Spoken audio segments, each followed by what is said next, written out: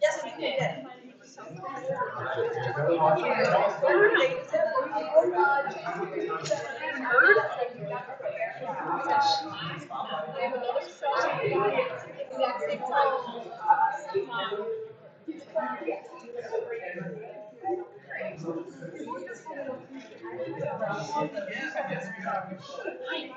You're really good friends with Alicia. Yes, I am. She is my neighbor and she's my nearest family friend. But she talks about it all the time. And I'm like, oh, I'm so excited. She's so funny. So, wait, aren't you Abby's daughter? Yes. Ellie. Ellie. Yes! Yeah. I'm like, wait a minute.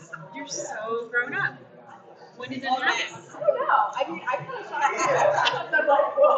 You're so funny. But I saw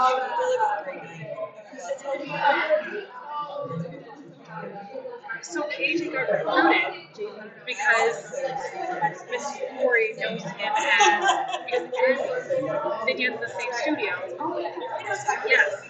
And then the other Shrek, the original Shrek, backed out. Broke his arm. His backup Shrek said, I don't want to do this. So Miss Corey knew KJ. She was like, hey, would he be interested? So I go to KJ, like, KJ, would you be interested in doing this play? You'd be young Shrek and Grumpy Dwarf. You know, he goes, he goes, okay. He's like, okay. Didn't even hesitate, not even for a second. Right next to me. All right, sounds good. Right here. Yep. Just right here. I'm like, no questions, nothing. And then I have a reel that's about 3 minutes long that I'm going to play after I'm done talking.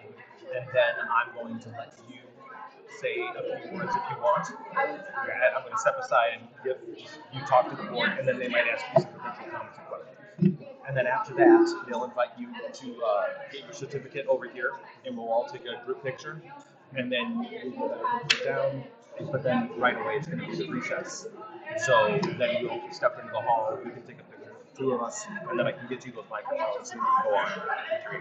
Sound good? Pretty cool, right? You know what you're going to say? Figured out what's come up there. I like all the podcasts. Yeah. Just don't forget to display your personality, right? That's all. Thanks, all right. All right, Mr. Nice Fisher. to fun to meet you. Yeah. Do you have a presentation? Yes. How do I find it in here? I don't really say I don't work with it. What presentation? It's on here. Oh, it's on there. Yeah, so what you have to do, I go into that folder right there, and then the drives show up on the side. You're USB drive, amazing. yep. Thomas, see, this is why I ask you these things. And then just drag it onto the desktop. Oops, I probably don't want Yeah, to. you don't want to leave it on the USB. I want to open it. You want to drag it onto the desktop.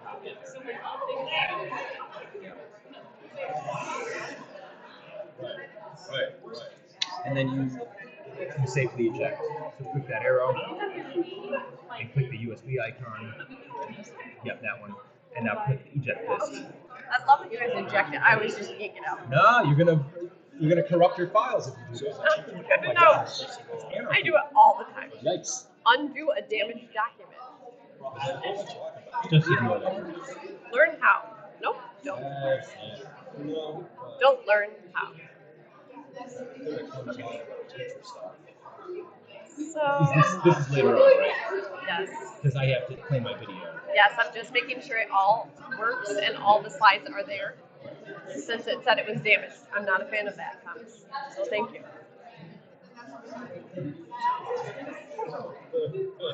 I'm going to minimize it. Now where did I minimize it to? Where did it go, Thomas? When you minimize? Oh, here. Isn't it right there? Look, it's right there. Yeah, it's minimized there. Okay, great. I mean, that's the file itself. Yes. But it's already open and ready Yes. to go. Yes. Okay. Can we I don't know plug this back in? when. Yes. I don't know when he's going to maybe to find out when.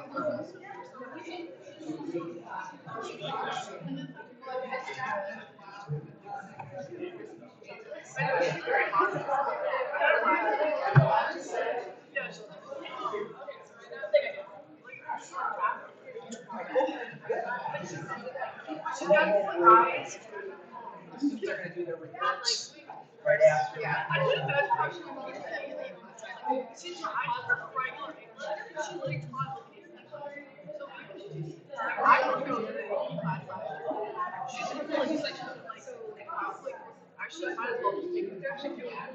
I was just about we're doing improv. We're writing essays for improv. Yeah. I got to part of it. Thank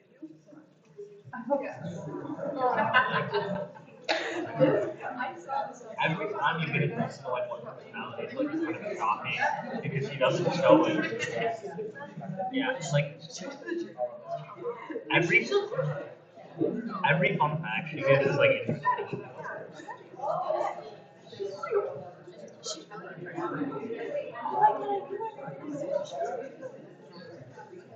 interesting.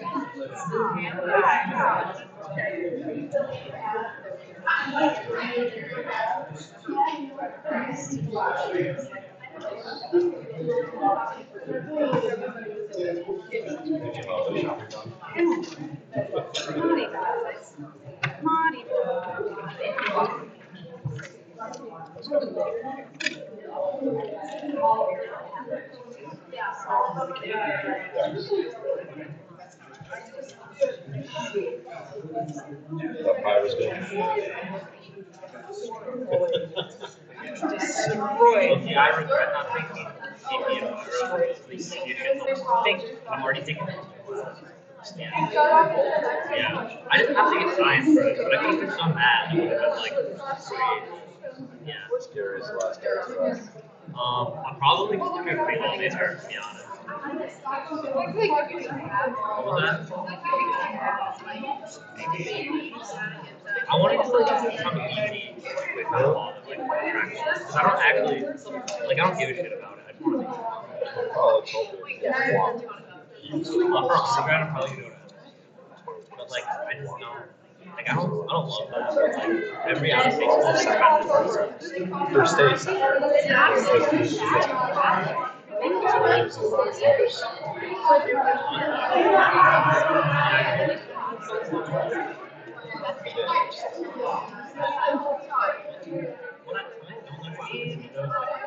Like 90 when I was like really smart, like do the bottom 10%.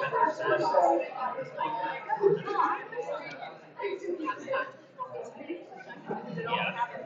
Like, yeah. I just applied super early. I do it.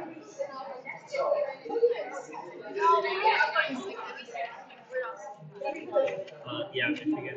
My dad made me. Like I told him, like you're, like I literally like you're donating. And I applied to Indiana,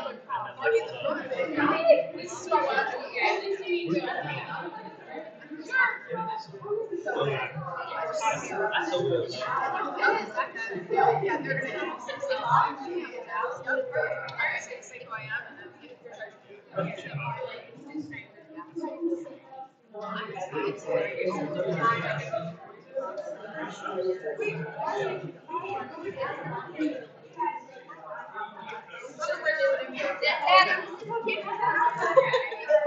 Hi, Gary. Is Nancy gonna come join us?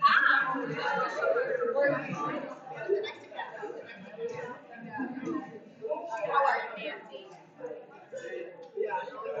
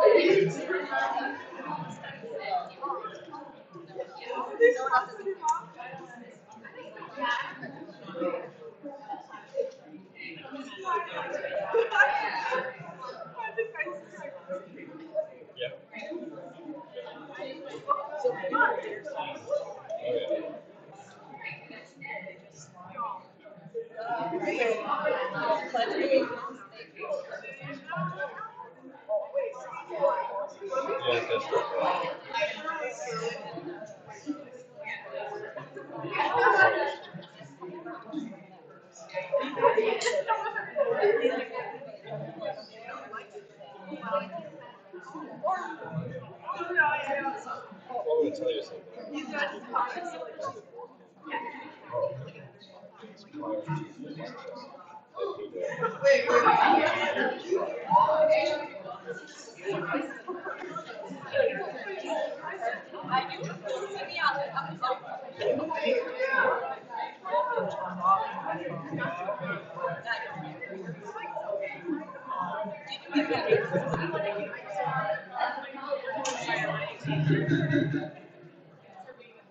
evening, everyone.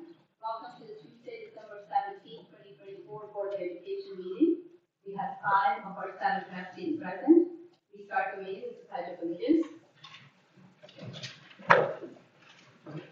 Allegiance to the flag of the United States of America and to the republic for which it stands, one nation, under God, indivisible, with liberty and justice for all.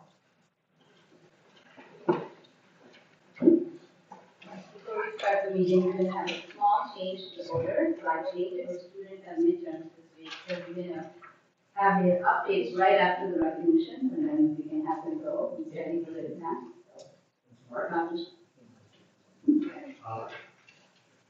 Thank you, Mrs. Lee. This evening we have 3 items of recognition. The first is to honor Athens High School and several students that are with us here today, as well as their sponsor, Deanna Pecori. It is with pleasure this evening that we welcome Carmen Tim from the American Red Cross, who is here with us to recognize Athens teacher, Deanna Pecori, and three students that she has with her. Talk to us a little bit about the work that Athens has done with Blood Drive and the many lives that they have changed and saved for that matter over the course of many, many years. So, Ms. Tim, if you want to come on up, as well as Deanna, choose. All right.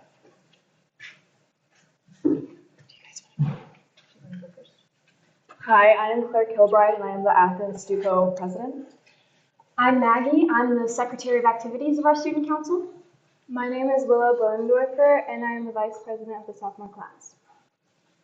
I was a chair of the Blood Drive most of my high school career, and I can tell you we do a lot of work to bring the community together and most importantly to save lives. At our last blood drive, we raised 33 units of blood, which helped save the lives of 66 patients. And we are proud to have the support of our community to do so. In addition, we would like to remind the community that we have 2 Eve drives coming up by the end of this year, one on Christmas Eve and one on New Year's Eve. College students home from college, other family members in town, we would love the community to come out to Evanswood Church and continue to support the life-saving work that we are partnering with the Red Cross to do. Thank you. Thank you for having me. Carmen Tim with the American Red Cross. I have 2 certificates to present this evening, one to the district for their participation and partnership with doing blood drives throughout the 23-24 school year. And this one is for Troy Athens High School specifically. Last year we collected 121 units over the course of the year, which is amazing.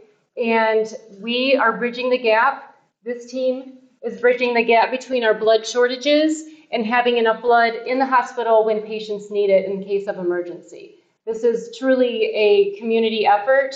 These students count on the community, especially the Christmas Eve and New Year's Eve drives. We need full community support to make them make a success. And they can earn scholarship dollars for those blood drives as well, which is a huge, huge boost for these students. So thank you. Thank you.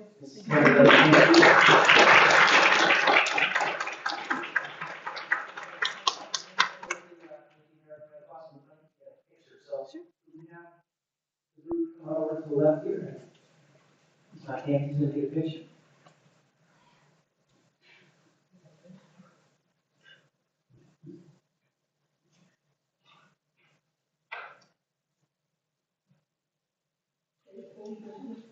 Thank you again for being here.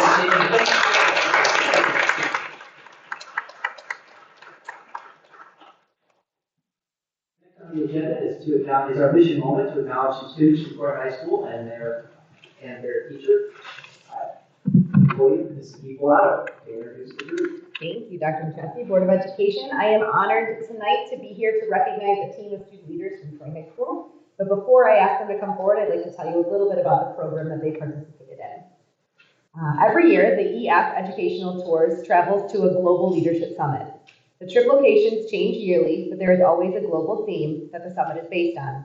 Last year's theme was the impact of water on society in an attempt to better understand water's influence on transportation, agriculture, energy, and more. Students from Troy High are nominated by teachers, coaches, and are selected based on their leadership and their involvement in classes and activities. These students are selected because we are confident that they can represent Troy High on a global stage and work together with 1,200 students from across the world to solve important global challenges. At this time, I'd like to ask their faculty advisor, Mrs. Harriet Clark, to join me at the podium. It is important to express our gratitude for Mrs. Clark, as we know that our students are only able to experience such awesome opportunities when our outstanding faculty volunteer to lead these efforts. I can further attest to Mrs. Clark's magic in the classroom because I can attribute all that I know about public speaking to what I learned in her classroom almost 30 years ago. Mrs. Clark, thank you for all that you do for our students and the impact that you have on our lives. It is certainly indelible. Please share a little bit more about your students. Thank you. Right now, they're all talk for 30 years. Yeah. Well, the EF trip is magical. The way it works, like Christine said, there's a different theme every year. These students participated in going to the French Riviera, Switzerland, and Germany. So it's an easy place to study. And they study the impact of water. So in the 10 days prior to the conference, they are learning or studying through, they took a perfume making class where they learn to make perfume, and then they learn about the waste in all of the trials that the perfume doesn't smell quite right, and then the waste of that. We went to a denim making factory and learned, they all said they would never wear their jeans the same again, in that every pair of jeans, every piece of denim has to be washed 26 times before it's made into jeans. And so again, the dye that's going into the water and what that does to our water usage and things like that. So they are going all around learning about the theme, and then they come together. It's culminated in the conference, which was in Berlin this year, and they come with 1,500 kids from around the world who've been traveling to all different places, also studying the impact of water. So when we were at the French Riviera, other kids are in Iceland or Poland or whatever, learning similarly. They get to the conference, they're all divided up. They're no longer with Troy High kids, they're in groups of 10 with kids from all over the world, and they talk about what they've learned, come up with a problem to solve, like we don't want that to happen anymore. And so they use design thinking to come up with how to solve the problem. They develop a prototype. They put together a 1-minute pitch that they pitch to judges. In that, they're also going to conferences and workshops. They're listening to speakers, Molly Kawahata, who is Obama's climate advisor, and other great speakers speak with them. And then they design these 1-minute pitches, and they present their pitches. The winning pitch, there's about 120 teams of 10, roughly. The winning pitch is in the Nobel Prize Museum in Stockholm, Sweden for a year. So for the last 3 years, we've had winning students 2 of the 3 years, so that's fun, impressive. We're proud of that. We're proud of that. This year we had 2 kids in the top 10, which is, again, very difficult when you think of 1,500 kids from around the world. So again, very proud of that. And the interesting thing to me is, so we're in Berlin, people from all over the world. And so when you introduce yourself, I'm from the United States, I'm from Michigan, and that's all I have to say. And everybody says, you're not with a group of kids who are just awesome speakers and awesome leaders. Every time I go in a room to watch kids, it's the kids from Michigan who are the rock stars. I'm proud of that. Troy High is very well known and recognized on the global stage with educators from Spain and Italy and Germany and all over. And so it's nice that they get that local recognition too, because they represent us well. You would be so proud to see them and their interactions. And it's not always easy. It's a tough trip. And they know that one of my favorite things is that we have to get uncomfortable. We never grow if we are always staying in our comfort zone. And so until we push ourselves and get uncomfortable, that's where we really learn. And they always talk about that after. Well, I was really uncomfortable during this, but my takeaway was so great. So I'm proud of them. I'm proud to be a part of the trip and the challenges. And I know I always say they come home changed in all good ways. And so I'm proud of that they take the risk to do that. So here they are. Do you want me to introduce them? Yeah, do you guys? And if they come up, we have certificates for them. Okay. So if you want to introduce them, they come on up, and we have this study, and Mr. Hoff will present them with their certificate. If their parents in the audience would like to get a picture, please feel free to do so. Come on up. And then students, after you received your certificate, if you could please just kind of come stand in front. Stand in front, starting like right about me here, and we're going to get a picture of you all at the end. So I'm going to read the names this way, so you're not going to be in order, but Ashley Karen. Anusha Gupta was trying to get here, coming from somewhere, but she's not here. Ava Fleming. Josie Lito is not here yet. Katarina Zach is in Turks and Caicos, so we can't feel bad about that. Vivian Edoff is at orchestra. Nicole Jarase, I always say that wrong. Leigh Hermes, Nanika Jasti, Kira McComb, I don't know, Shreya Manny, Maya Saad, Neil Nagapala, and Tina Canali. Yeah. Maybe I went too fast. We'll get a picture of them all. I'll join them. Feel free.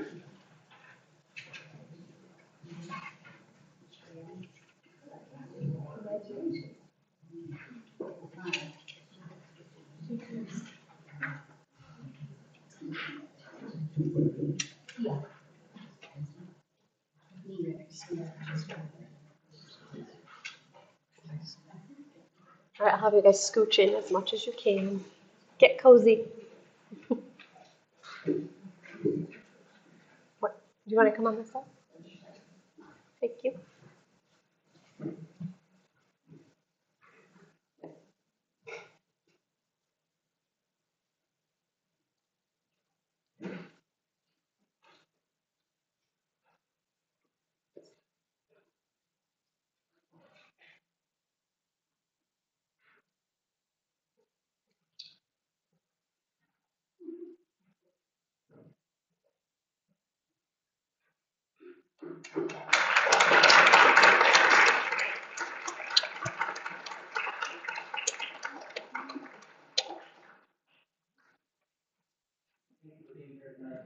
And your students, busy time of the year. All of you right around the corner, we appreciate you being here, sharing the outstanding experience that you and your students had an opportunity to be about. Thank you. Lastly, for recognition this evening is our student spotlight. I'm pleased to ask Mr. Butcher to the podium, and he's got a young man, a senior at Athens High School, Ryan Stasinski. There we go. Who is going to recognize. Thank you. Thank you, Dr. Macheski, and good evening, everyone. Before I share more about our student tonight, I'm sure others will be saying more later, and since I'm here now, I want to say thank you to Mr. Gary Hoff. Every conversation we have had has been about Creative Guild and your support of the arts. And not only that, but it turns out that Mr. Hoff has been on this board since before I started kindergarten at Waddles Elementary School. So, you've done a lot for me and for many others, and I thank you, sir. Our student spotlight tonight is none other than Ryan Stasinski. Not only is he a member of the Athens Marching Band, but this past season he was simultaneously on the football team as well. That is quite the schedule. Now currently in swim, Ryan spends a lot of his time either playing sports or talking about sports. Ryan has been increasing his time behind the microphone, telling stories about our hockey team, Athens track, and many more on the way. He also has a personal podcast about our Detroit sports teams, Go Lions, and he is all in on calling games as a commentator. Tonight we'll be showing you some examples of his podcast and broadcasting skills, including clips from the recent SSAB basketball game. When I look at a student like Ryan, I get really excited about the potential of something we are not currently all in on, which is sports broadcasting. With Ryan, we have been dipping our toe and he is helping us figure out what is possible. Last week, Ryan did an outstanding job doing play-by-play for the Rivalry Girls varsity basketball game. I was so excited to share his work on that game here tonight. But you'll have to take my word for it, because alas, his microphone was not connected. So I think we all can agree that one day a setup which allows us to monitor audio would be a worthwhile investment. Ryan's personality on the mic is a force to be reckoned with. We still have much to look forward to this school year, and we're very lucky to have someone like him inspire us to try something new.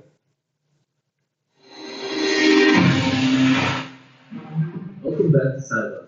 I'm your host, Ryan Sasinski, and today we're looking at the 2024 Athletes Boys Track and Field Team, who achieved things never before seen in the school's 50-year history. Track and field takes place in the spring in breezy, rainy, often wintry Michigan spring. And with several early season meets canceled due to the weather, an ordinary Athens track team may have taken some time to get up and running, but this was not an ordinary Athens track team. Here's Coach Tom Cook. I'm kind of a superstitious guy, so as I'm looking at the roster coming back, I'm talking to a lot of them. I was cautious to kind of tell them exactly what I thought they could achieve. The team experienced a ton of individual success throughout the season. In fact, by the end of the year, school records broken included the 100, 200, 400, 1600, 3200 meter, 4x400, 4x800, and the long jump. There were so many records broken that rather than simply replace the placards, the school bought a whole new record book for the gym. Welcome back to the Detroit Sports Show. I'm joined with Elliot. Hello. And we're going to be talking about not football this time, but basketball. The Pistons, worst team ever, and we get the 5th overall pick. 5th pick, 3 years in a row. It's just constantly we get the 5th pick, and I don't know. It's just lottery system. I hate the lottery system. I hate it. That doesn't make sense. We're the worst team ever. Stolen. Staff get the ball back. Going the other way. In the paint. See if they can get some work in there. No. It's rebounded. Students get the ball. Fast break students. Can't gather it. No, it's no good. Makes a move. Passes back. Takes a shot. Deep three, and it's good. That is a way to start getting your offense going. Gotta go fast. Gotta score quick, fast, and efficiently. Looking in the corner, takes a shot, and it's good. 3 points. Deflected. Students to the block. Going the other way. Students to the ball. Gotta get points off of this possession. Takes a shot. Off the backboard, but students get the ball back. Takes another shot. Goes up. That's good. Guard 2. 39-34. Staff at the ball. Fast break. Looking for it. No good. Misses. Students in the ball. They need a 3. 5 seconds left. Takes a 3. No good. Takes a shot. No good. Staff get the ball. So close. That game is done. Wow.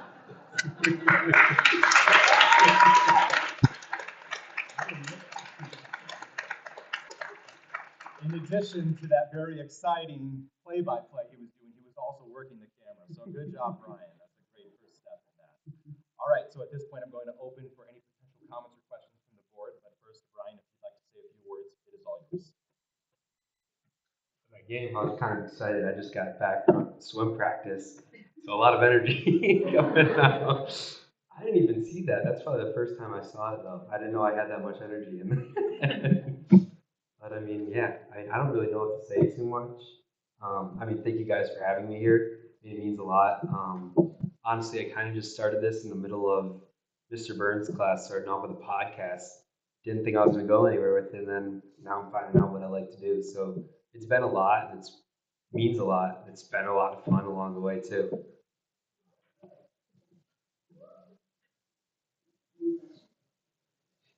Is this something you want to pursue in the future, maybe, or college? Yeah, I'm looking towards right after high school, going 2 years to community college, save some money, then probably transfer into Wayne State.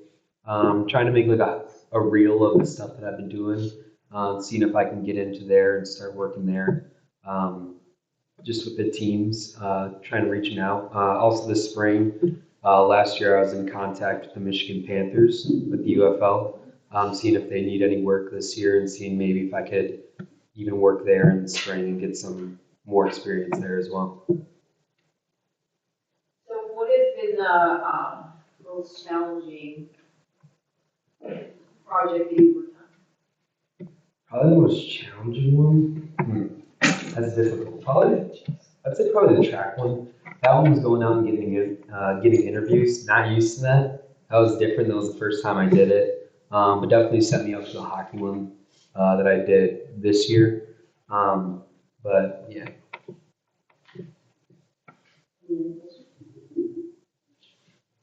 Do you find that because you are an athlete, it makes the job of broadcasting more natural or easier for you? I don't really find it a job. I just find it just enjoyable. I mean, I just like going and I just like watching football. I mean, that's pretty much what I do every Sunday with my dad. Just sit on the couch, watch football, watch the game. So I feel like picking that stuff up makes it a lot easier. Really just watching it and listening to the radio when you're in the car, hear the people talk about sports. Makes it a lot easier to talk about sports when you're exposed to that all the time. So you think watching others play is probably more helpful to broadcasting than actually being an athlete yourself, or? I would say both help, but I would say probably watching and learning from other people is probably more where you're able to get with it, because I'm able to build stories upon what people tell me. I'm able to build stories upon the experiences that other people have had rather than my experiences. Okay, great.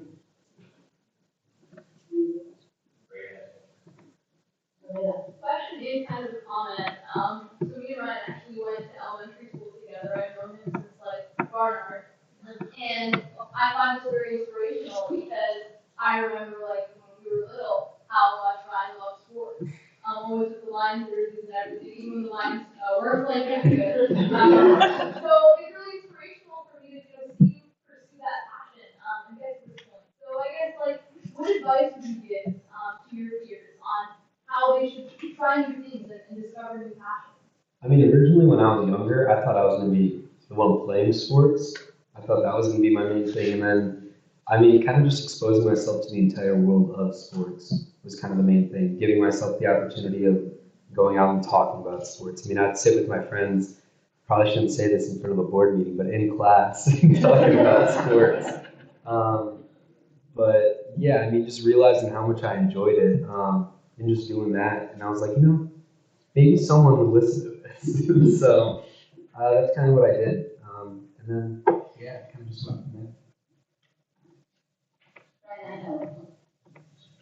I have a question. So I tend to do this because I was wondering if you, as I watch, as a spectator, sometimes I forget. You get so involved in the game, you forget that you need to commentate or you need to do this. Does that ever happen to you? Yeah, that happens sometimes. I mean, I'll just get too into the game and I'll just be watching it. I mean, I'm not going to lie, watching Dr. Macheski's reaction on the bench, that kind of distracted me a couple of times. But, yeah, I mean, sometimes you just get into it and you forget that you're supposed to, because, like, I just like watching the sports and seeing it unfold. I mean, it's just fun to watch. Do you make any mental cues to get you back to commentating? More it's just like, I'll be like, wait, I haven't talked in a little bit. I gotta say something. So that's kind of where it's at.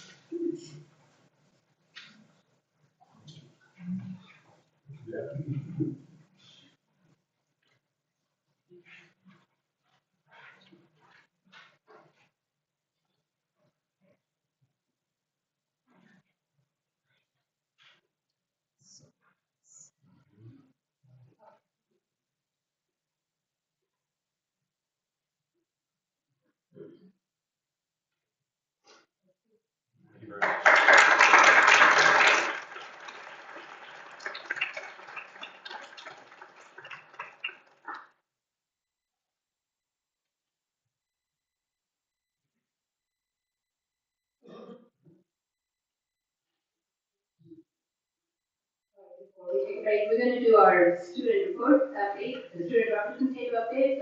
Loretta, you want to get started? Bring us up to speed with what's going on at IA. Good evening, everyone. I hope you are all having a terrific Tuesday. It has been a chilly yet cheery month at IA East with big events and extracurricular opportunities. But before getting into that, I want to share the success of the first ever TSD staff versus students basketball game that Ryan had just showed us with his commentating earlier.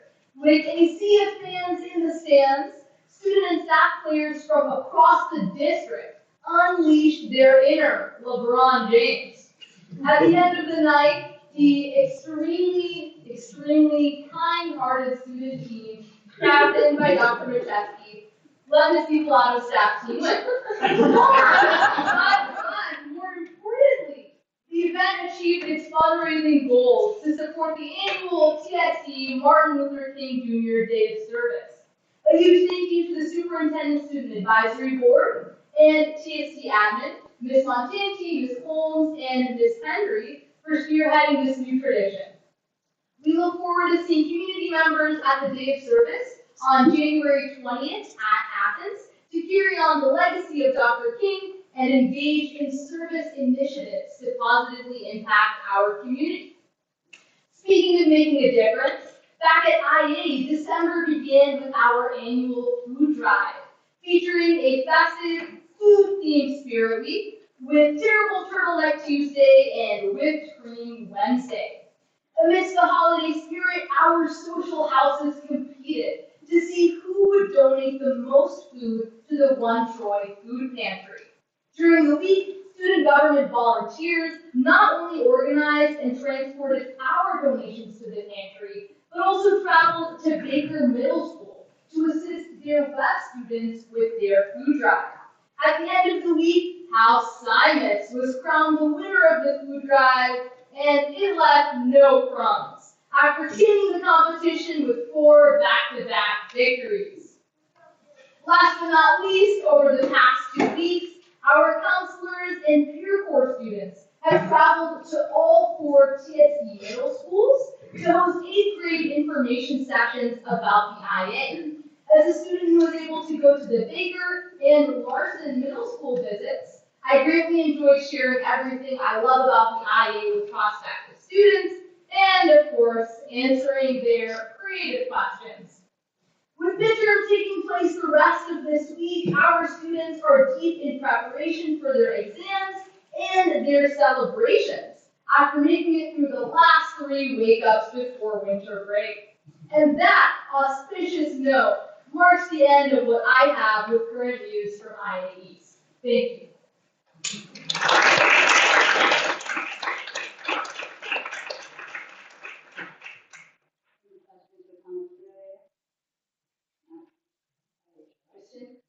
How are they sent at TCCHS? So this past month at TCCHS, we are going to start with the classes that we've had and the advancements we've made within them. At our business math class, we have worked with the Troy Police Department to start getting back to Operation Blue Slate, in which we have our field trip this Thursday to help hand out gifts to the Troy community. Team Clean Closet is still up and going for people to donate hygiene products. And the laser cutter, which is involved funding for our school, is now up and operational so we can cut out and engrave different items, whether it's to sell or to raise funds, anything like that, or just to have around the school. Tomorrow is the Woodscraft field trip with Mr. Bless's woodworking class, where we're going to get to go see how to use a lathe and what a more in-depth wood craftsmen may be doing with their time. In terms of clubs, the student council that started Spirit Week, which is going on this week. Yesterday was Character or Crazy Hair Day. Today was Ugly Sweater Day, in which people will tell you Mr. Plessa won. I will tell you Rainwater won, because Mr. Plessa decided to take a picture of me to his sweatshirt. So, I'll tell you Rain won. Tomorrow's Anything But Christmas Day, Thursday's Pajama Day, and Friday is Great Colors Day. For starting a new club next semester, Tabletop Club, which is being ran by student Lucas and a teacher or building sub, Mr. Vanderson, which is going to be games like Magic the Gathering and Dungeons and Dragons, such as those. And Woman of Tomorrow today did yoga, and on a little bit of a more serious note, they started Men of Today, which was the first meeting of what's looking like to be forward, because we had a few issues of men or the students at our school not really knowing how to behave and treat others with respect. So all the male teachers at our school got together and decided to have a group to talk about better ways to treat our peers. And that's all that we have this month. Thank you.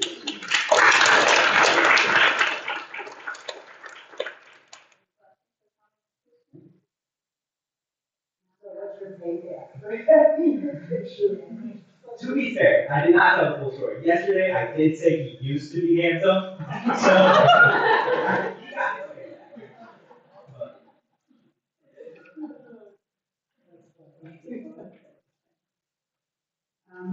We have Maddie Miller here, who's representing us for Troy High. Maddie, who's going on at Troy High.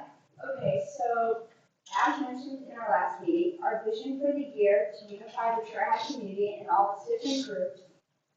So for example, we started some new things. So this week is Cozy Countdown for Holiday Spirit Week, featuring spirit days from pajama days all the way to Kirk Day to honor our assistant principal, Melissa Kirk, who is retiring after the semester. This year, from leadership and student government, we have a brand new program called the Troy High Culture Fair. With such a diverse student body, we provide a space for students to learn about other cultures. This will take place on December 18th during all lunches, and students will be able to share and embrace their cultures. So, as mentioned in a previous meeting, we have a number of charities in the running, and we selected our recipients for our 2025 Activist Week. This year, we will be sponsoring the WAVE Project, which is a mobile shower service based in Metro Detroit. Pure Mediation, Toys tried to make the holidays more and more special each year for their families in the communities are taking place right now. And then for the special education program, they took a trip to the Great Lakes shopping outlets yesterday to bond even more with their mentor in the 4th hour leadership class. And the first unified basketball game is actually taking place tonight at 6:30 in the Troy High Gym. On Saturday, December 14th, 133 business students attended the DECA District 7 competition, and our DECA program will send 100 students to the state conference, which will take place in mid-March in Detroit. Go Wolves, and have a wonderful holiday season and a happy new year.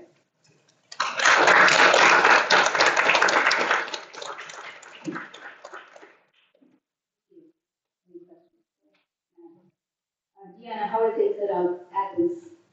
Good evening, members of the board, staff, students, and families. Thank you for the opportunity to share some of the recent updates from Athens High School. First, we had a successful Athens Festival Art and Craft Show last Saturday, featuring over 5 talented crafters and exhibitors. It was a wonderful opportunity to display the creativity in our community. On December 6th, we held a coffee house event. This event is where students can show off their talents in music, poetry, and performance. From our performing arts department, we have had a variety of concerts this season, including band, orchestra, and choir performances. And these events have been spreading holiday cheer across our school and community. In athletics, congratulations to our wrestling team, which opened its season with a victory over Troy High for the first time in 12 years on December 11th. Our Athens girls basketball team hosted Coaches versus Cancer game, which was an exciting victory, winning by 4 points with the final score of 49-45 against Troy High again. Athens High School also hosted the TSB staff versus students basketball game recently, and we are looking forward to our own Athens staff versus student basketball game on December 20th during our 6 hours. On January 14th, we will hold the second session of Athens Family University. This program provides families with resources, tools, and strategies to support their student success. Finally, we're excited to announce that our Student Council has selected Next Step for Seniors as the charity for this year's Athens Charity Week. The formal presentation will take place on Friday, December 20th. And that concludes the latest updates from Athens High School. Thank you and happy holidays.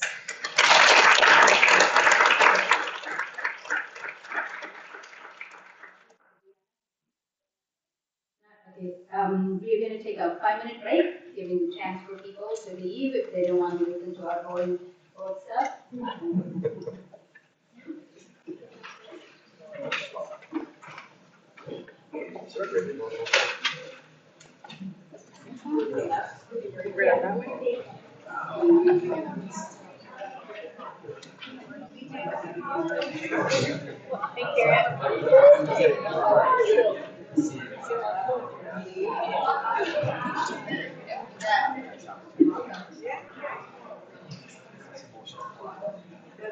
Yeah.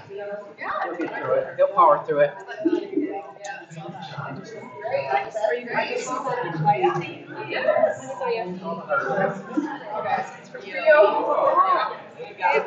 He needs another one. Do you have any more space on that one? So great.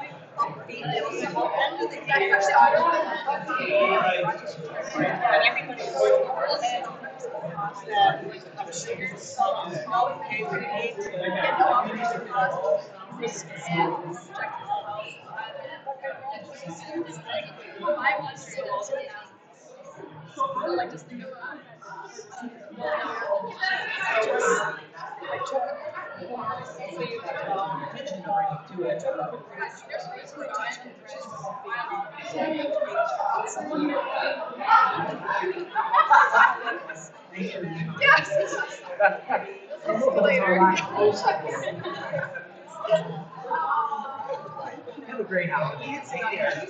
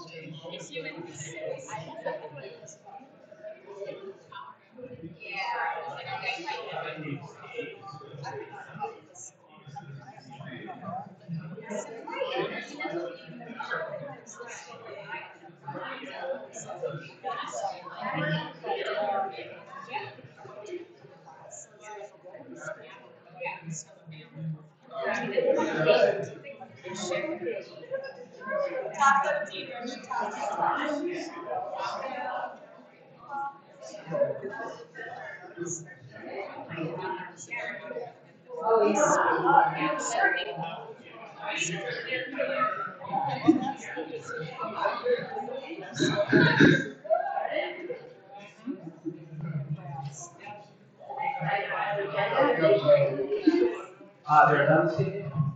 Any communication on agenda items? There are none on agenda items. All right, so next is general consent agenda. We are asked to consider the minutes of the November 12th, 2024 Board of Education workshop, minutes of the November 19th, 2024 Board of Education meeting, the treasurer's report for October 2024, and the budget amendment number 1. Be it therefore resolved that the Troy Board of Education takes action to approve all of B, C, and D of the consent agenda.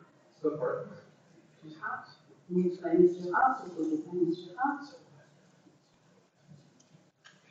Any questions or comments? No questions or comments? Everybody in favor, say yes. Yes. Yes. Opposed, say no.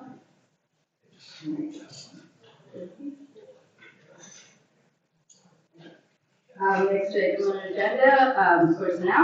There's no personnel this evening. Next item, item number 7, curriculum. There is no curriculum this evening. Our item number 8, business considerations. We have 2 items to consider.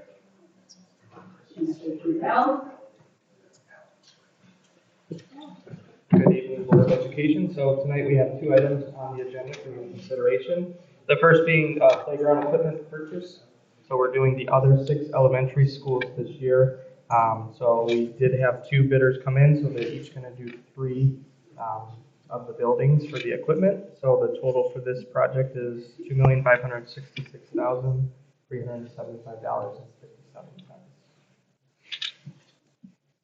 May I have a resolution, please? Be it therefore resolved that the bid for playground equipment and installation be awarded as follows, and that this amount be approved expenditure of the 2023 capital projects fund. Sinclair Recreation Game Time Playground Equipment Contractor number 1 for $1,246,295.60.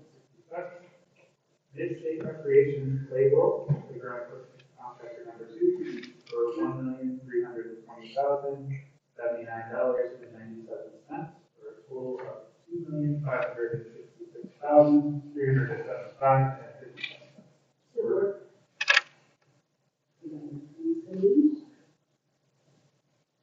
Moved by Mr. Hobbs, supported by Mr. Lee. Any questions or comments?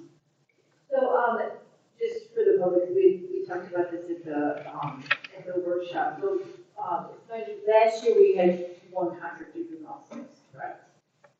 Yes.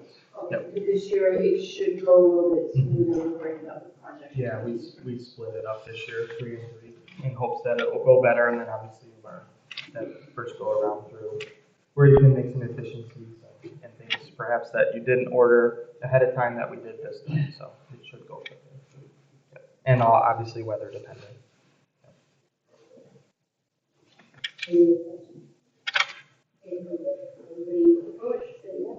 Yes.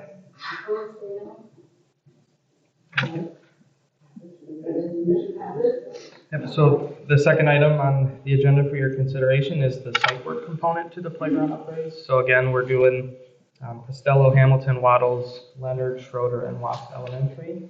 So the site work proposal is all-inclusive, and as we had just discussed, the contingency for this was also a little bit less because we did learn the first go around what we do need in this project, so we were a little more comfortable lowering the contingency amount from 10% to 8%. So this total package with contingency is $3,767,447.16. May I have a resolution, please? Dr. Cooper? Be it therefore resolved that the bid for playground site work be awarded as follows, and that this amount be approved as an expenditure of the 2023 capital projects fund. Site work 1 for Costello, Hamilton, and Waddles to Centora Services for $874,537. Site work 2 for Leonard, Schroeder, and Ross, Cordes Brothers T&D for $961,100. Landscape 1 for Costello, Hamilton, and Waddles, Centora Services, $426,490. And then Landscape 2 for Leonard, Schroeder, and Ross to Delco Landscape in the amount of $495,250,000. And then Asphalt Paving to Asphalt Specialties in the amount of $731,000 for a total bid amount of $3,488,377,000 and a contingency of $279,070.16 for a total amount of $3,767,447.16. Any questions or comments on this? One consideration for playground equipment on A and B again. So typically, the contractors, Bartonella, they work with each building principal. Some buildings are able to give up a certain portion of the playground equipment at an earlier date, perhaps at the end of May. That'll get some of the demolition component going. So again, we don't want to disrupt too much of the school day, but we work with individually each building to make sure that we can start a little earlier if we can. It just gives us a better chance of finishing on time. And it's earlier than start of summer. Yeah, yep. Yeah. Most of it will kick off obviously after summer, the heavier site work, but the initial demolition piece would start before the end of the year. Any questions or comments? No questions or comments? All those in favor, say yes. Yes. Opposed, say no. Resolution passes. Thank you, Mr. Fidel. Right, next on our agenda is public communication and non-agenda items. Okay,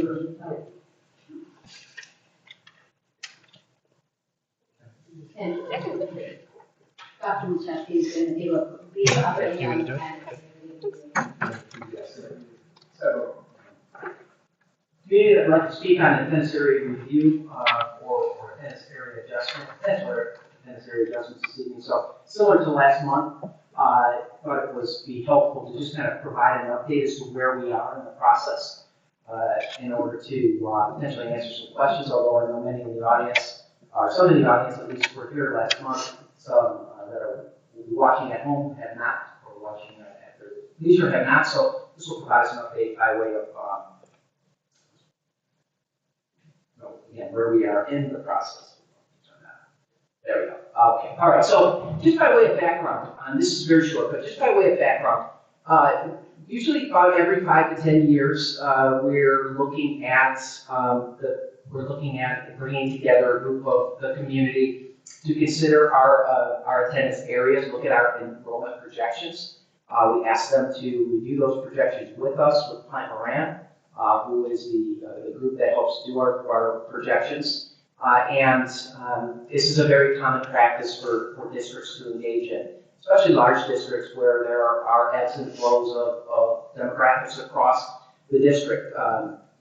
Just by way of interest, several large districts are going through this process right now. The schools just completed it. Rochester is doing it. Walled Lake is doing it. It's very common practice that districts are expected. It's best practice, but frankly, districts should be going through every 5 to 10 years. And you can see in the Troy School District, we brought together a group to look what we call our attendance area review committee to look, consider our attendance areas, our enrollment projections, and so forth. We did that in 2015, and we did that again in 2018. In 2015, there were no recommended changes, and the board accepted that presentation or those recommendations from the committee. In 2018, there were very few recommended, very couple minor recommended changes that the board accepted and administration implemented at that time. It's also important to note that in 2022, we brought together what we call our facilities review committee. That was about 62 members of the community that came together over the course of 6 months, and that was the group that ultimately put together the proposal that came to the board that resulted in the bond issue in November of 23, $555 million bond issue. I put that in there because I think it's important that the community know, as part of that, as part of that process, the group ultimately recommended a new middle school. That was the new Smith Middle School. They also recommended renovations to both Bolin and Larson as part of that process. And ultimately, those recommendations were going to reduce the size of capacity within those buildings, at least Bolin and Larson. We also had a double split that currently exists at Troy Union that we're looking to address through this process. Important also to have some perspective currently. We have about 860 students at Larson, about 840, a little over 840 students at Bowman Park.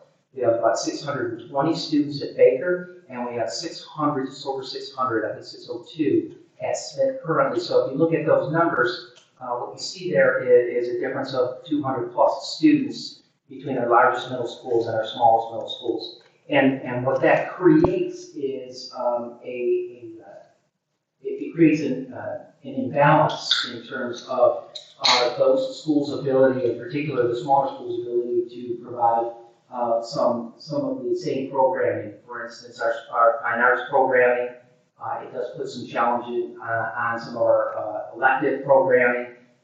It is also has an impact on clubs and athletics and things along those lines. So ideally, what we'd like to do is balance those buildings as best we could, and that's as best we can. And that's why we brought the Attendance Area Review Committee together just this past October. We'll talk about where we are in that process. Another question that has been raised by the community has basically, well, why are we where we are in terms of enrollments across the school district? And it's a really good question. As I have been sharing with the community over the course of the last several years, Michigan is one of many states, and Troy is one of many school districts that are experiencing a downturn or a reduction in enrollment, in primarily because of the birth rates across Michigan and ultimately the United States. There are just fewer families having fewer children. As a result, we're seeing fewer kindergarten-age children than we are graduating. So we're graduating classes of about 1,000, and we're seeing where we were seeing kindergarten classes of 850 and more about 5 years ago. Those numbers are now into the mid 700s. About 750 or so kindergartners coming in. So you can see over time that has an impact on your enrollment across the school district. So that's what we're experiencing. The other thing we're experiencing here in Troy is the board made a conscious decision several years ago to draw back on schools of choice. For many years, that we were bringing in schools of choice students across the district, or at kindergarten and first grade, to the tune of about 100 students a year. Those students are now aging through, or they're making their way through the school district, and they are graduating. So as we have students graduating, schools of choice students graduating, we have very few schools of choice students coming after them because the board is engaged in a very limited schools of choice program. So that is another factor. We have fewer schools of choice students coming into the school district. So when you put those two things together, what we're seeing is reduction in students, and that's why I think we are projecting 2,500 students at the middle school total, 2,542 middle school students at the middle school level and around the fall of 26. So with that in mind, recognizing those numbers, we felt it was important to bring an attendance area review committee together again to consider what options we might have. I mentioned as part of the bond, we are building New Smith Middle School to the capacity of about 750 to 800 students. Olin and Larson will also be renovated to the tune of about 750, maximum 750 students, and that's in response to what we anticipate our middle school enrollment looking like 3 years from now and leveling out from that point moving forward. As mentioned, Bowen Park, as we've mentioned to the community, Bowen Park will go into Old Smith Middle School after New Smith Middle School is built, followed shortly thereafter by Larson after those renovations are complete. Some other questions have been raised about programming across our middle schools. I'm very pleased to be able to say, and have said on multiple occasions, we're very fortunate in the Detroit School District to have 4 middle schools that are rated amongst the tops in the state of Michigan. Whether you look at niche ratings, Metro Parent Rankings, which just came out, puts all 4 of our middle schools in the top 6 in the state of Michigan. There are other ratings that are out there, the U.S. News and World Report and so forth, that are certainly, that identify our middle schools amongst the tops in Michigan. We have very much to be proud of here in the Detroit School District, and we're pleased to be able to offer quality programming to our families across all 4 of our middle schools, our elementaries, and of course, we heard tonight from our students the quality that takes place at our high schools. And again, very fortunate in the Detroit School District. So with that in mind, to kind of put some context around the decision to bring forward our attendance area review committee, we asked them to consider 3 goals. The first 2 were right-sizing the middle schools, and so back to what I indicated, we've got a 200 delta difference between our largest and our smallest middle schools. How might we balance those moving forward? Secondly, to resolve the double split that has occurred in the district at Troy Union Elementary. It has occurred over many years, and we would like, if possible, to resolve that. And lastly, the charge of the committee was to make no changes to high school attendance areas. So those are the 3 goals that the committee had when they came together. The committee has finished their 5th meeting. So they had 5 meetings. They have since finished last Monday, they finished their 5th meeting. We are in the process now of finishing phase 1. So phase 1 was discovery, that was bringing the committee together, sharing information with them, getting feedback from them. We're in the process of completing getting feedback from that group, and with all of that feedback, we will put together potential recommendations that will come to the board in the form of a presentation in January, at our January workshop, January 14th. The board will see that presentation. That will provide them the opportunity to ask questions, to direct administration back, whether it be to gather additional information, or to engage the community in additional feedback. And so you see phase 2, should we move beyond phase 1 into phase 2, that is a presentation to the board, and then the board again determines if we will move forward from at that point. Should we be directed to move forward between February and April, we will hold informational listening sessions for families across the district. The idea would be to hold a meeting at each of the 4 middle schools, invite the community from those 4 middle schools to come in. We will provide the same presentation we provided for the board with whatever adjustments they've asked the administration to make. And we will then solicit information from the community at that point. We are also preparing a survey that will go out to the community. There may be some that aren't able to attend those meetings. This will be an opportunity for the community to provide additional feedback should they wish to. The intent here is to be completely transparent through this process, provided ample opportunity to provide feedback through the process. We started this process in October knowing that any recommended changes would go into effect in fall of '26. We did so with the idea that we would have 18 months to engage in a process, get feedback from our community, and so forth.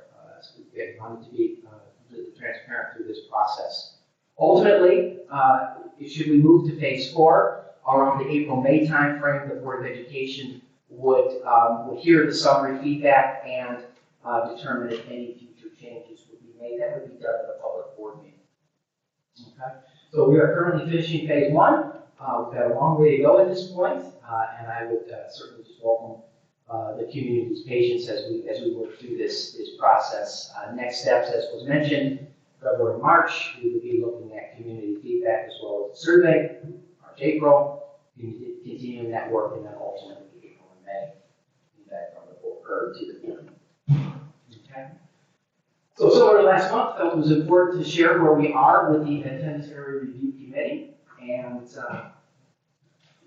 any additional questions, comments can certainly be directed to my office for additional feedback. Thank you, Dr. McCarthy. That was a detailed presentation. If any of you who have requested to address the board, if this information was sufficient and you would not want to address the board, please let us know when we call your name, and we can take your name off. So everybody has 3 minutes to address the board. Start off with Jody Kofi. Give me a second, let me try and get this going. How many speakers do you need? 8. 7.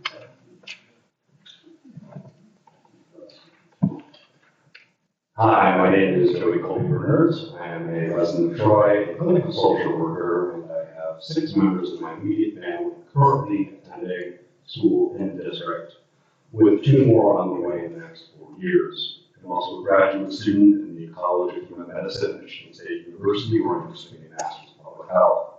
In both of my studies and professional experience, I have examined the effects of burnout and provide clinical support to healthcare workers and educators who have suffered from burnout. Gallup released an article in 2022 that showed that 44% of K-12 workers reported feeling burned out at work, the highest level among all professions surveyed. Teachers are facing increased workloads, mounting expectations, and growing stress. In Michigan specifically, teacher attrition rates have steadily risen over the past decade, placing even greater pressure on the educators who remain. 4 months ago, the Wall Street Journal released an article titled "Teachers Are Burning Out on the Job." This is an ongoing issue that significantly affects classroom instruction, student engagement, and overall learning outcomes. The International Journal of Educational Research found that teacher burnout is associated with worse academic achievement and lower quality student motivation. Teachers need the support and resources necessary to address these challenges. The data is clear. When teachers are overburdened and unsupported, it harms the educators and the students they serve. This is not a reflection of the teacher's dedication, but of an unsustainable system that does require attention. I'm requesting that this administration and Board of Education explore tangible solutions to combat teacher burnout. Specifically, I encourage the expansion of employee assistance programs, EAPs, to provide mental health and wellness support to our educators. I encourage that we look and examine at providing paid mental health days to our teachers, as well as the addition of administrative aides in classrooms to reduce the non-instructional workload. These steps are practical, achievable, and evidence-based. They will allow our teachers to focus on what they do best, educating and inspiring the students in this district. Our teachers deserve the support necessary to thrive, and our students deserve the quality education that results from it. I'd like to thank you for your time and consideration, and also I'd like to thank Secretary Hoff for the 26 years of enduring service and dedication that he has provided to this district. Thank you.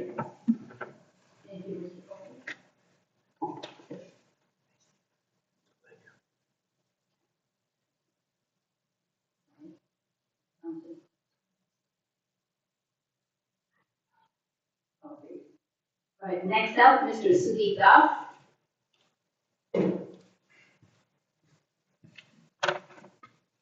Good evening. Thanks for the opportunity to speak today. So I understand from the update that the redistricting proposal will be presented in January. I did want to point out that the email from December 6th mirrored the presentation that we just saw, so it's good to see. But I do want to point out that the mailer that we got last week said that the initial presentation was going to be this month with a final decision in January. I get that mistakes happen, but it's following the initial communication of this redistricting plan through PTA meetings, not through communication directly to the families that are potentially affected by this. It also doesn't help that the community already has a growing concern that the district leadership isn't actually going to consider our opinions on this topic. So to give you my story, we purchased our home in 2015 with specifically looking at the schools that we were going to, our children were going to be attending. Hamilton, Boland Park, and Troy High School. We've renovated, we've done plenty of other updates to our home, and we're committed to Troy, both the city and the school district. But I want to be clear, had somebody 10 years ago told me that our home would be reassigned from Boland Park to another middle school in Troy, we would not have purchased the home. We're homeowners. It's not easy for us to move. We're not just renters who can easily just go to a different location based on the schools or any other factors.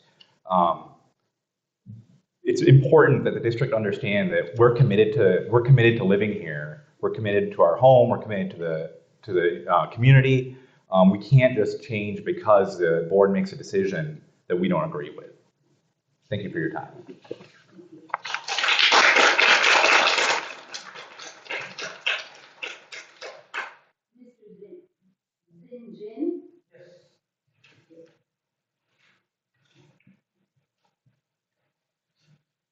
Good evening, everyone. My name is Xin Jin. I'm here to talk about the concerns I have for the ongoing school district rezone process led by the superintendent. Just a quick comment on the report that superintendent just made. Did your enrollment projection prediction works? Can it predict the current uneven enrollment happens nowadays? It's a failure. So I would suggest don't do any projections and solve the issue we are facing, not generate new issues based on the wrong goals. Anyway, today I only focus on the process that has been done so far. Every step of this rezone process should be open to the public with clear, accessible information about how decisions are made and why the certain changes is being processed. Unfortunately, that was not been the case here. Some point I want to make. Firstly, the rezone process didn't provide sufficient background information to the public. Many parents simply do not know the meaning of the attendance area review committee and why it mattered to their life. Okay, don't forget that Troy is one of the top diverse community in Michigan. There's 30% of residents are immigrants. So you try to assume they know the meaning of this AARC by looking at the small page on this email. That's not gonna happen. And then not even mentioning there's a very short time window for register for this committee. We want to make sure parents are reached out and provided by the detailed information regarding this rezone. So the process so far is against diversity. Secondly, the voice of the families who will be most impacted by this rezone are not being adequately represented. From the beginning, moving Hamilton to Smith District seemed to be the only option proposed. In a strange way, we started to hear about this one 6 weeks ago from a PTO meeting. Okay, I don't know if that's a standard SOP of this review committee. But anyways, no detailed information so far has been released, such as the meeting minutes of the committee and how these options are decided and what other potential options are. The superintendent and the rezone committee have the responsibility to engage with every people who will bear the consequences of these changes. This lack of representation is not only frustrating, but it also undermines the trust between the school district and the community. And the process is against equity and inclusion.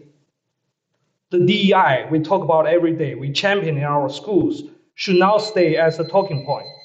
So I urge the school board and the superintendent to pause this process and ensure that the rezone is not only transparent, but also fully inclusive to all families who will be affected. Thank you.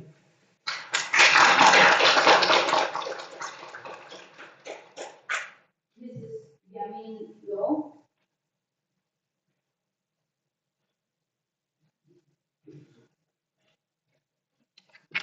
Good evening, Choice School Board members. My name is Yamin Lo. My two kids graduated from Hamilton Elementary School and Belen Park Middle School. I'm here to express my strong concerns about the plan to redirect all Hamilton Elementary School students to Smith Middle School. First, this plan breaks a long-standing tradition we have established in our family, in our community with Belen Park Middle School.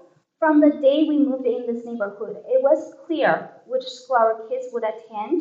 This tradition has created a strong emotion, community connections. Sending our kids to Hamilton, then Belen Park is not just a routine, it's a shared experience that generations of family deeply valued. You cannot just simply break this bond with cold enrollment data and a new school building. It's very unfair and emotionally distressing for the families and students who long look forward to attending those schools. Second, it's actually really important. This redirection will threaten long-term damage to the entire Choice School District. Families choose Choice for excellent schools and also stability. Changing the school boundaries create uncertainties and threaten the school district's reputation. Remember, when parents feel unheard, they will look somewhere else. After honor program was removed, many current families enrolled their kids in Avondale Gate Magnet School. This school recently created 100 slots for open house visits. Those slots are filled in 2 hours. It's not surprised. Very possibly in the near future, the school will expand their elementary session, middle school, maybe they will start high school. So I don't really want that happen to our Choice school. Additionally, there are many new families, they decide to choose a different school district, like Rogers House, Nova, instead of Troy. Personally, how can I recommend my friends to move to Troy when even the school boundary cannot be trusted? I couldn't tell them in 20 years, the school boundary will remain same. When parents lose confidence in the school district's ability to make consistent, sustainable decisions, they will leave. And this redirecting plan will only accelerate this trend. It raises a serious questions about the district's leadership and its commitment to the community's need. Choice risks losing its position as a top choice for families that would hurt all of us. In conclusion, I urge the board to reconsider this plan, maintain the tradition, stability, and trust in our school is very important for the future. Thank you.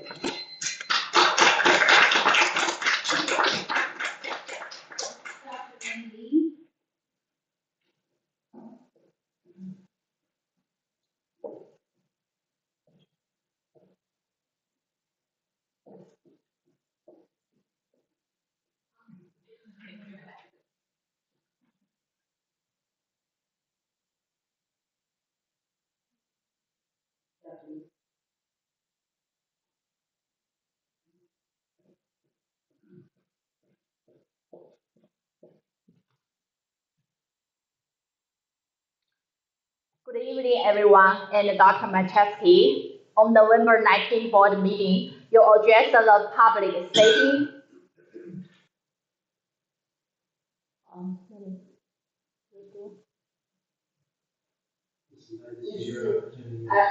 Yeah, your time's running out, and I think Yeah. you're the one who needs to. Because we wanted to make sure that the process was clear, it was transparent, it provided for community input, and that the board had ample opportunity to make a decision based on the information that we brought back to the groups. And I immediately thank you. You just mentioned about the transparency, and also if you would like to communicate with us, our parents, to get fully participating, you would give us enough time to participate in all the process and talk about the details. Kathy, you just. So we, the parents, trust you and approach this with open mind. However, after 3 weeks, what we received is the One Choice Group email stating that the attendance review committee has completed and finalized a few potential options for the board to consider. And today, you jumped in to talk about it, which is not listed in the agenda. So it's not, again, no transparency. So with the promised transparency, where was the community input?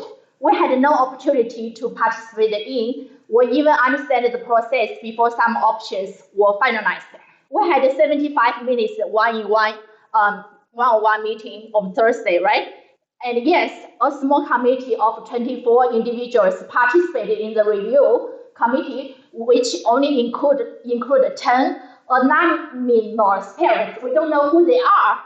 However, our district serves 12,000 students and over 20,000 parents, meaning the group represents just 0.0004 of the parent population, and that doesn't even consider more than 87,000 residents in our community, most of whom are unaware of what's happening, bringing the representation down to a merely of 0.002.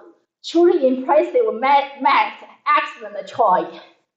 For these reasons, I strongly oppose any choice rezoning proposal that exclude the majority of parents, community members, and residents from the review process without meaningful participation and transparency. Some proposals are invalid and unacceptable. I don't mind about the time, okay? And lastly, I urge to avoid wasting taxpayers' money. Please make the financial reports related to these decisions clear and transparent. Troy is excellent not because of you. Yeah. So please don't value too much. It's about excellent parents, excellent kids, excellent teachers, and excellent curriculum. And you cannot represent us. Thank you.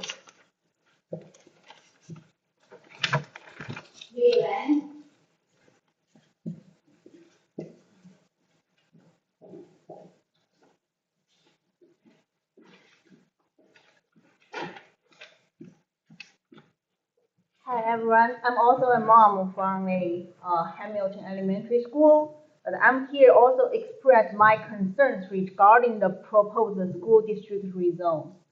I'm here to oppose this proposal on significant grounds that deeply impact our students and families. First,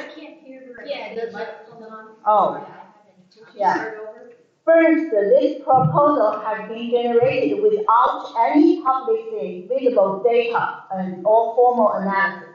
Even today, we only saw its background and the goals and the process. Its lack of why. What's the benefit of that?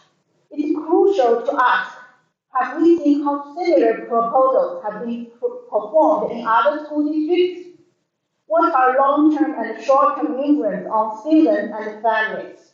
It feels like we are being asked to jump into the unknown. Simply send students from one school to another one. Enrollment cannot generally balance student enrollment or resolve the boundary issues. It may just shift the problem from one school to another. Instead, we should focus on some thoughtful solutions, such as maybe decreasing the quality disparity among schools, developing growth areas, and allowing the demographics of our community to naturally evolve to achieve this balance. It is important that we understand the implicity of this proposal to avoid making decisions that could disrupt the educational environment for our children. Secondly, I must express my strong concern over this community's apparent disengagement from the voice of the families of all Troy, especially most affected by these decisions.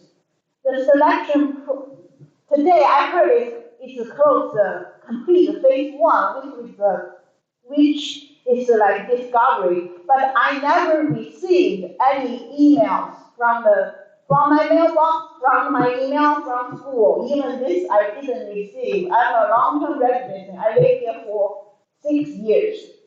And the selection process for this committee appears to be in confusion and lack of visibility, raising questions about how representative these decisions truly are.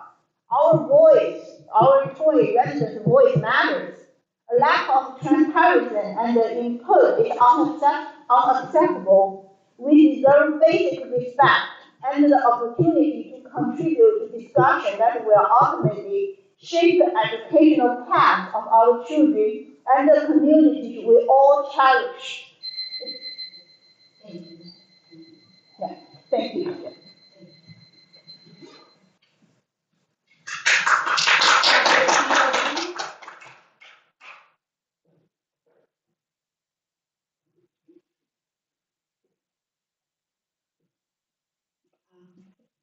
Good evening, everyone.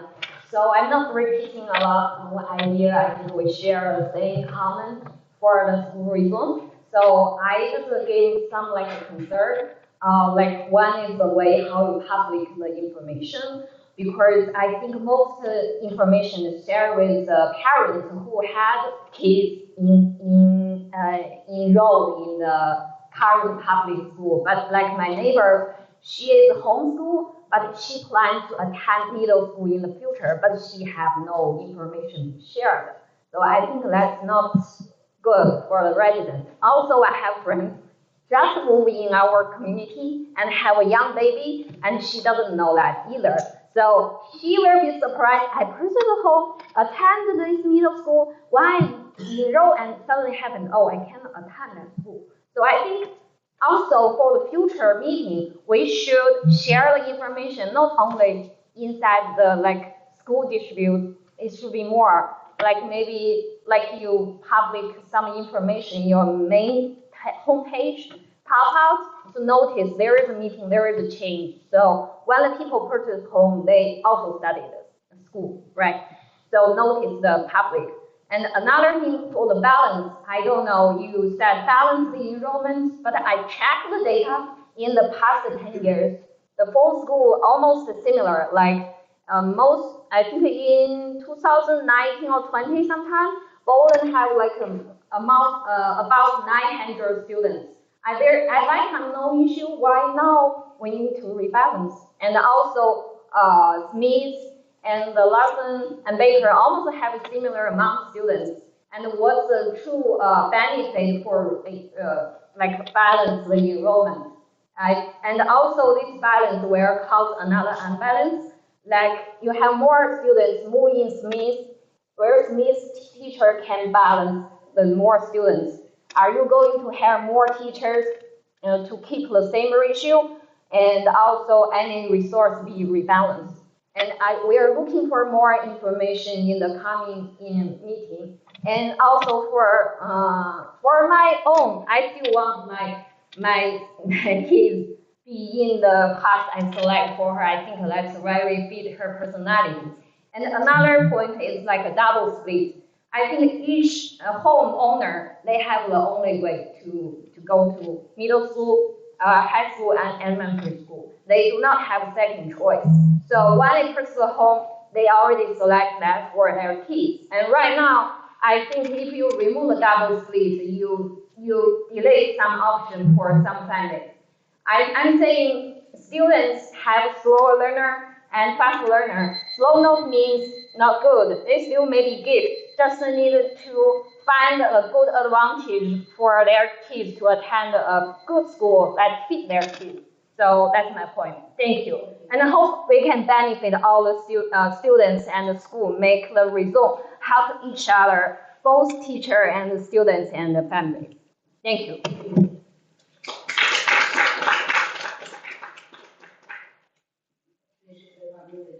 Public comment section. Recess to other.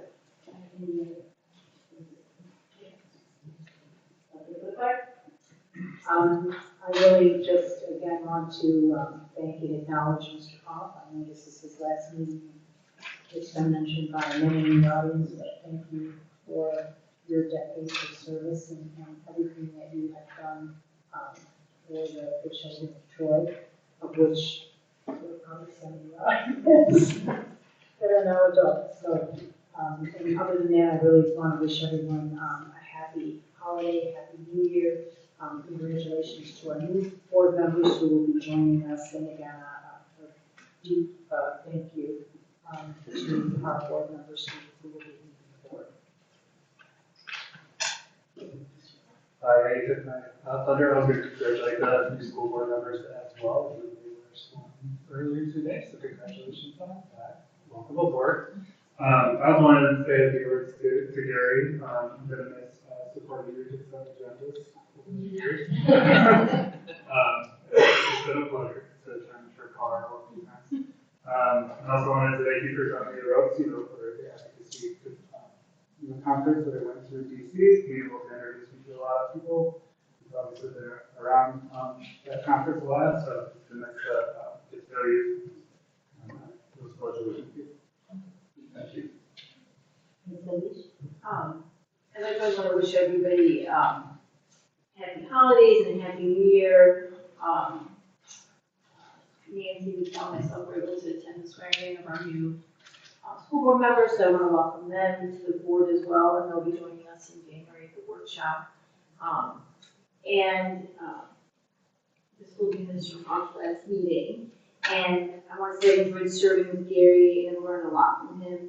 I only had the opportunity to work with him for a short time of a very long tenure. But what I saw in that time was someone who truly cares for the district.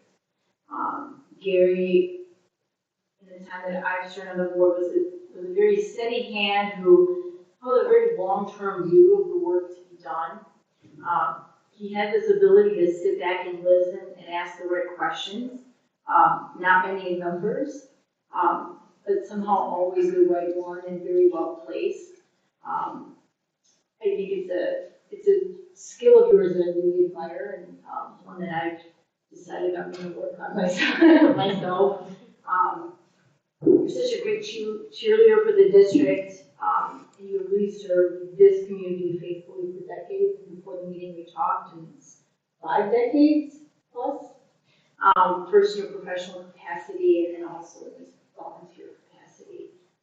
We truly miss working with you, and I really appreciate the way that you supported, myself and Matt as we Thank you. Thank you for your leadership. Thank you. Secretary Huff, do you want to? Yes. He wants to go there and address that.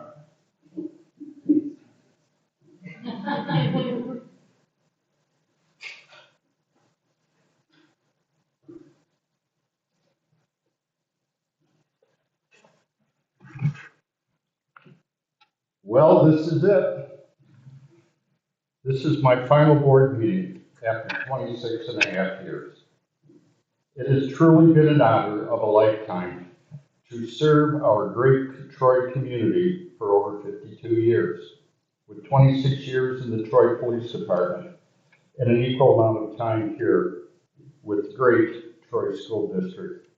But first, I would like to give special credit to a person who has stood by my side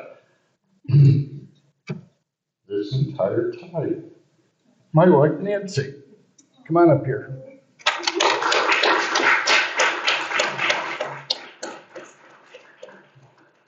Special thanks now go out to my colleagues on the board, who are a very dedicated and committed group of individuals that truly care about all aspects of the Troy School District its students, staff, and future growth. It truly takes honor, courage, and commitment to do this work. I also give thanks, special thanks, to the following people. Dr. Rich Macheski, our excellent superintendent.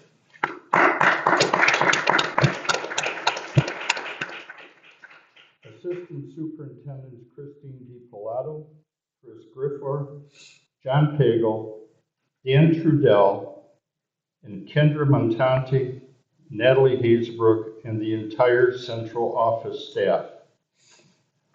Our entire staff at Rankin, especially Rob Carson and his hardworking staff, and our International Baccalaureate staff. I hope I didn't forget anyone.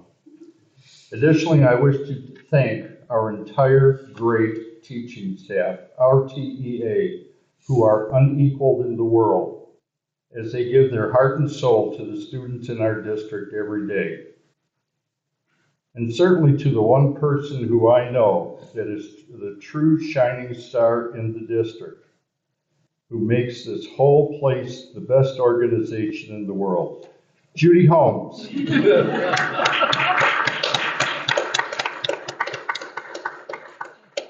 Now, if I may make an analogy here, it's now the very bottom of the ninth inning in my tenure here, and I'm still at bat. So I want to make a few more points. Before this game is over, I want to assure you that my entire focus has never changed. I am and always have been and will be an advocate for our kids in this greatest school district in the state of Michigan. We have grown tremendously in student achievement, focusing on the good work that we refer to as One Troy. Our facilities have improved and have been carefully planned for the future. For example, our new early childhood center, the new and improved Baker Middle School, the new Smith Middle School, this building, the services building that was not even imagined when I first came on board in 1998. Not 1898, as some would believe. And of course, the new Troy Learning Center. So as I now lumber around third base, and before I get waved in, using some more baseball lingo, let me close with these familiar words. There is a time for everything and a season for every activity under the heavens. A time to plant and a time to uproot.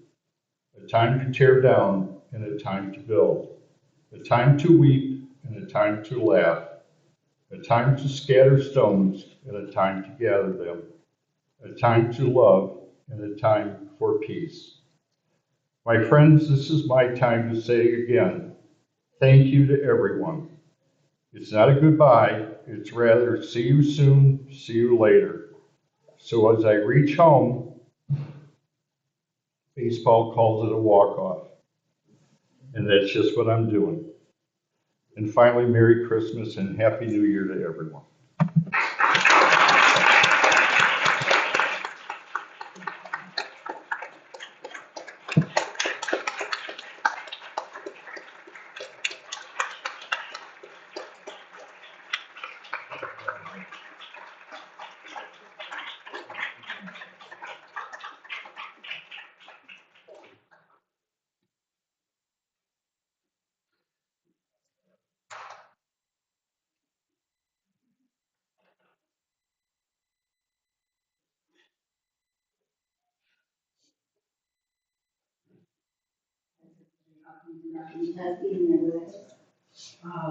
No, I can't. Clearly can't top that. So I will not try aside from just to say that being very fortunate to be in the school district now for over 15 years and very a guiding light and someone who you can always count on to give good counsel. He comes in weekly or almost weekly for a fireside chat, and I know that it's always something that's important, something that's on his mind.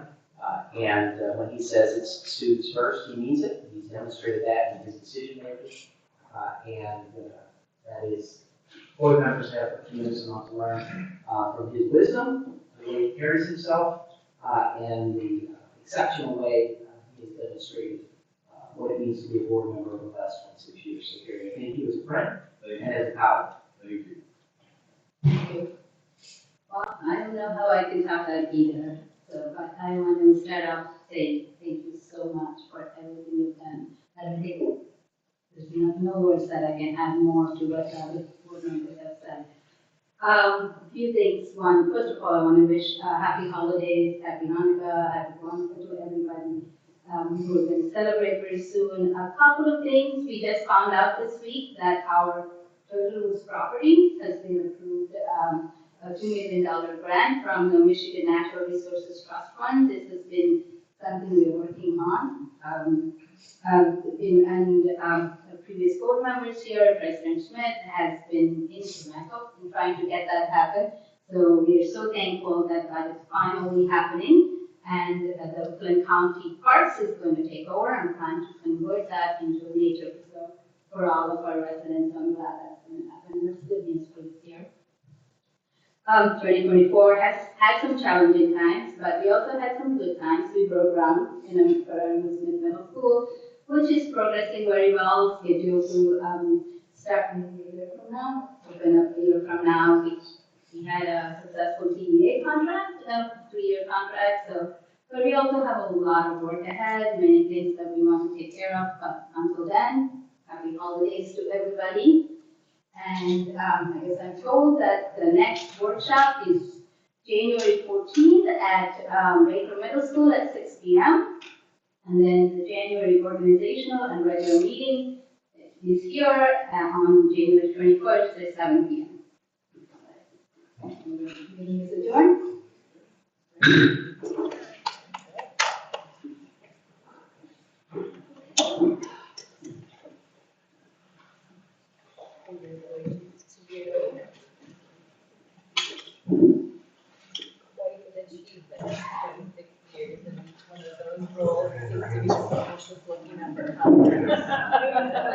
Right? It was just meant to be towards the